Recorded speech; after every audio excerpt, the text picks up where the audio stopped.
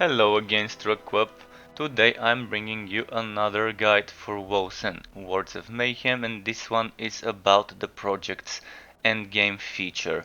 Projects allows you to construct different buildings or upgrade the already existing buildings, which unlocks different features such as item rerolling like gambling items to get others in their stead, upgrading items, upgrading the reagents, creating reagents, getting items, getting gold, getting affinity, and so on.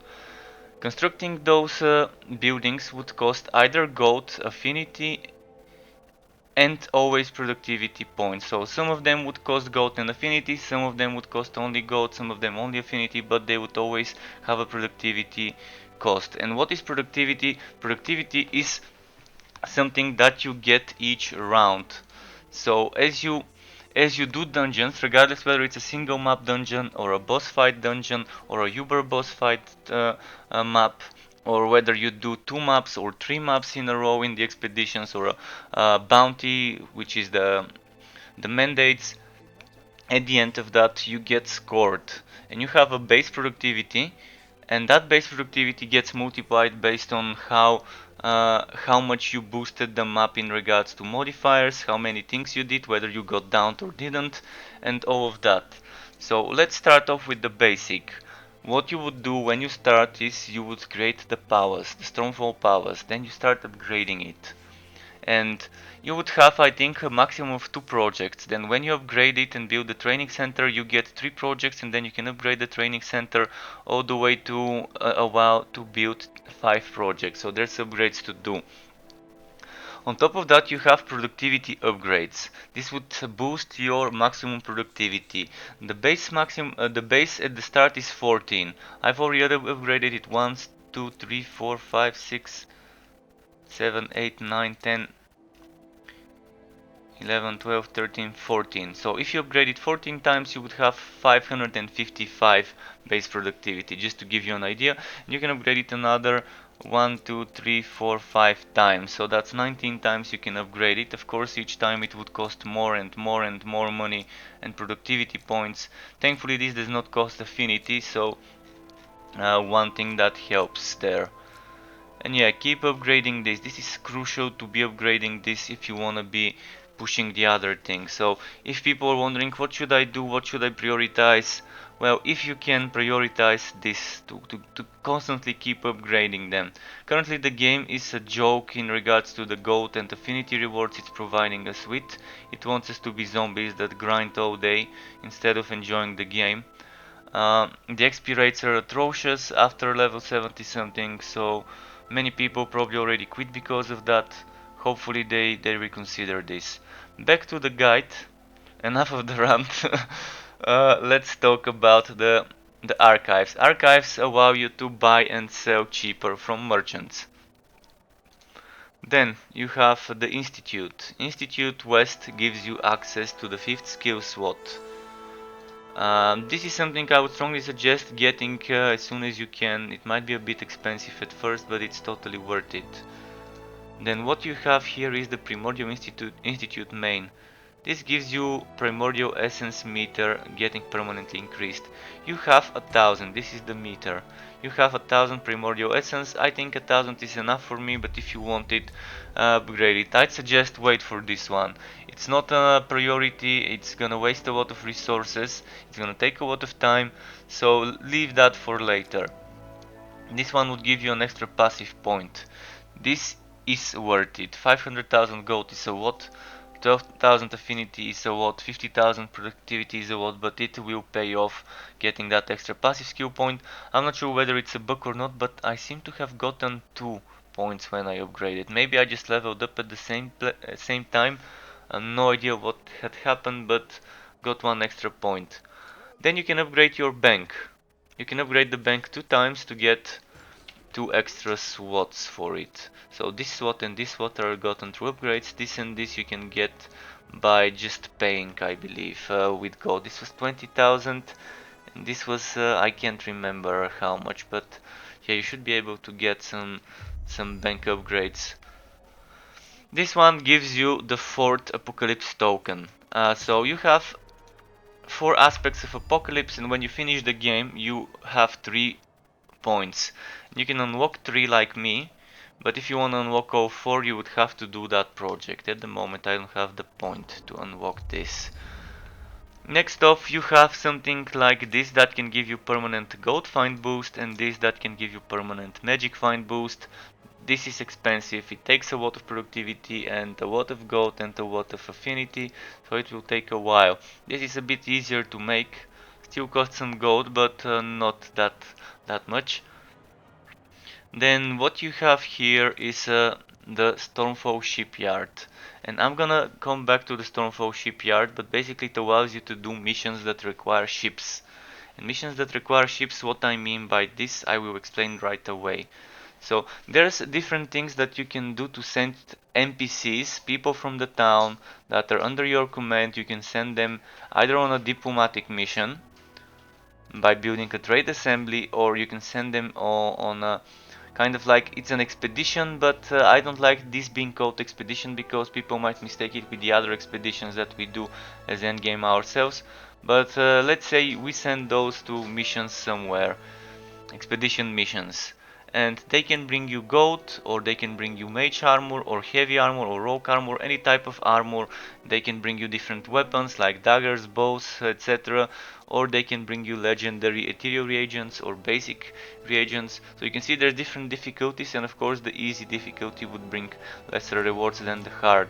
And the same applies to the trade assembly, but you're sending the NPCs on a diplomatic mission rather than on an expedition, rather than them going to fight and get something out of enemies. You're not seeing the fight, you're just doing a turn, and at the end of the turn everything gets rewarded. So this is kind of the same, but it gives slightly better rewards. So you can do things that give you gold or primordial affinity or both of those. This is a larger amount of those, and this is just primordial affinity large amount, but this can also give you some items as well. It's just random. Each turn you get different missions available. And as we said, you have productivity base, and this productivity base gets modified by doing different maps. And at the end, based on how high level the mission was, there's gonna be a higher level reward. You can see adept is 0 times productivity, so you're getting no bonus. You're getting just the basic productivity you have, and maybe some bonuses if you don't die and so on.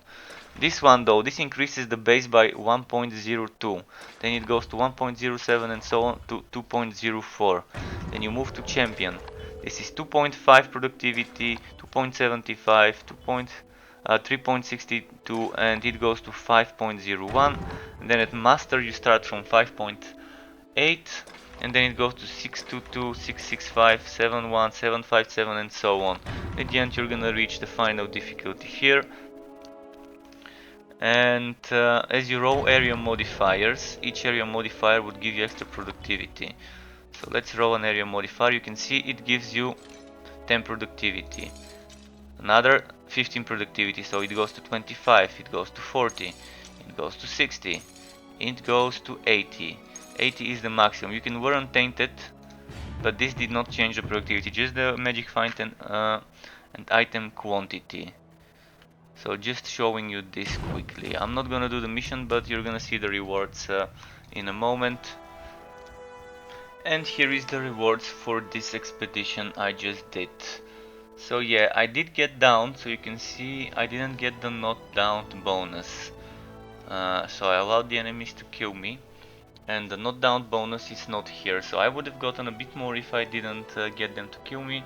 And there's other consumables that you can use, such as special maps that could give you extra bonuses.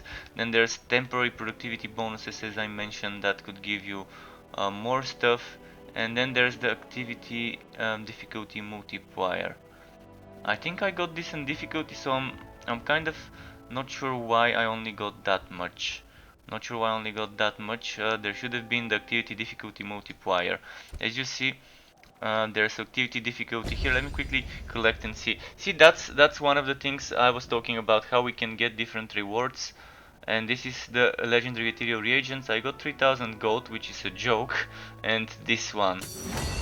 as a reward. So this was from here, I believe. So as I was saying, there's productivity bonuses, and this productivity bonus, since I was doing that one, I should have gotten a lot more than what we just got. I should have had this modifier there. Not sure why I didn't, but there's that. Should have been 4 5,000. I probably didn't select it. I probably didn't select that difficulty, only clicked it, but no idea what happened there. But in any case, uh, let's continue talking about the different things you can do. You can build a siphon chamber and energy instillator. The siphon chamber allows you to create affinity with gold. You can see 10,000 gold can be created with 1,000 affinity, 1 million gold with 100,000 affinity. Then the exact opposite is here. You create 1,000 primordial affinity with 10,000 gold. You create a million gold with 100,000 affinity. Simple as that. Interact Laboratory allows you to do skill duplication. Skill duplication, I'm gonna quickly show you, is the ability to use one skill twice. One same skill twice.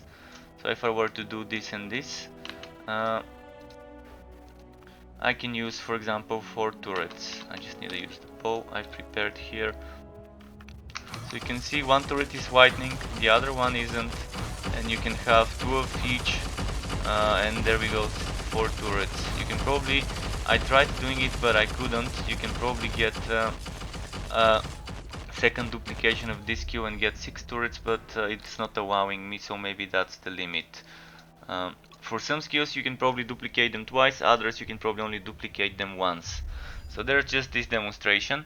Now back to this, the transmutation forge, you can put an item and it gives you a random other one. So if I put a bow, it can give me an axe or a shield or a helmet or anything else. So it's basically a complete gamble, but it is giving you an item of the same difficulty, or at least so far it's always given me yellow if I put yellow, legendary if I put legendary, but I've only used it a few times. So keep that in mind as well. Then next what we've got here is the dark market, and I strongly suggest stay away from this for now, because there is a glitch, and if you use the increase item rarity or quality or one of the other options, the game gets bricked and you have to switch off your internet connection and then prevent the game from going online, so you can play offline only. So avoid using it until the patch notes confirm that that this is fixed. They said that they're going to fix it with the patch notes released yesterday, but when the patch is coming we don't know. So this dark market, you build it and then you build different upgrades that allow you all those things. You can't use those things until you get the necessary upgrades. The same way you cannot use those until you reach certain levels or get certain upgrades. Let's talk about each of those. This allows you to get ethereal reagents. It's random what type you're gonna get, but you will get one. This increases the item quality. Safe to use it offline, probably not safe to use it online. What item quality means is, you can see this item is 2 stars, this item is 3 stars, this item is 3 stars, and this is 4 stars, whereas uniques are always 5 stars. So you can upgrade this bow and maybe it would give you some more total damage.